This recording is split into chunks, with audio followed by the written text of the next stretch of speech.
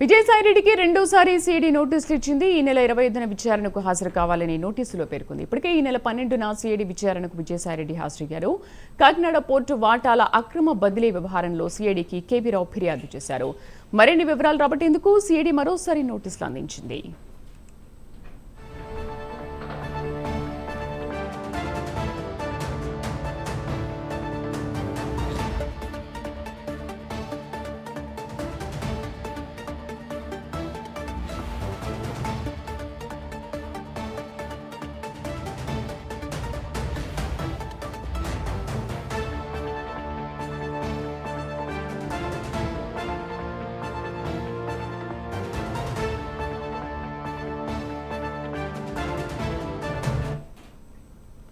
విజయసాయిరెడ్డికి రెండోసారి సిఐడి నోటీసులు ఇచ్చింది. ఈ నెల 25న విచారణకు హాజరు కావాలని నోటీసులో పేర్కొంది. ఇప్పటికే ఈ నెల 12న సిఐడి విచారణకు విజయసాయిరెడ్డి హాజరయ్యారు. కాకినాడ పోర్టు వాటాల అక్రమ బదిలీ వ్యవహారంలో సిఐడికి కేవీ రావు ఫిర్యాదు చేశారు. మరిన్ని వివరాలు రాబట్టేందుకు సిఐడి మరోసారి నోటీసులు ఇచ్చింది.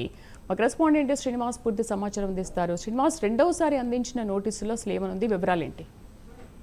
Thank you Sridevi. వైసీపీ మాజీ నేత, మాజీ రాజ్యసభ సభ్యుడు విజయసాయిరెడ్డిని మరోసారి కూడా ఈ రోజు సిఐడి నోటీసు జారీ చేసింది.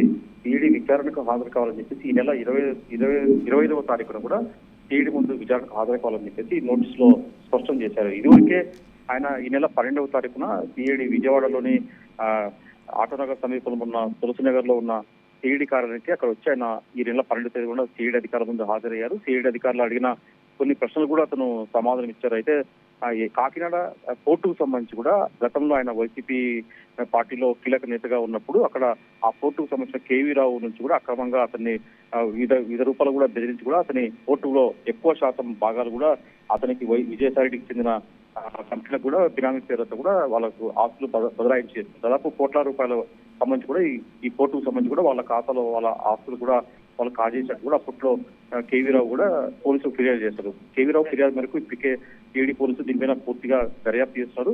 ఈ మేరకు కూడా మొన్న 12వ తారీఖు కూడా ఆయన విజయవాడలోని సిఐడి పోలీసు ముందు హాజరై ఆ కేసుకు సంబంధించిన వివరాలు కూడా అందించారు. అయితే ఇంకోసారి ఈ కేసుకు సంబంధించి పూర్తి స్థాయిలో మాకు ఇంకా వివరాలు కావాల్సి ఉందని చెప్పేసి కూడా ఈ రోజు ఇచ్చిన నోటీసు కూడా స్పష్టం చేశారు సిఐడి పోలీసులు. ఈ నెల 25న కూడా మరోసారి కూడా సిఐడి కార్యాలయానికి రావాల్సింది చెప్పేసి తమకు మరిన్ని వివరాలు ఈ కేసుకు సంబంధించి కూడా వివరాలు ఇవ్వాల్సిందిగా కూడా అతను సిఐడి వాళ్ళు అధికారులు కూడా ఆ లేఖలు స్పష్టం చేశారు నోటీసులో. ఈ మేరకు కూడా మరోసారి కూడా విజయవాడలోని సిఐడి కార్యాలయం ముందు కూడా మరోసారి విజయసాయిరెడ్డి కూడా హాజరయ్యే అవకాశం ఉంటుంది. వాళ్ళు అడిగిన ప్రశ్నలు కూడా మరోసారి సమాధానం ఇచ్చే అవకాశం ఉంటుంది. Sridevi. Right Srinivas, thank you.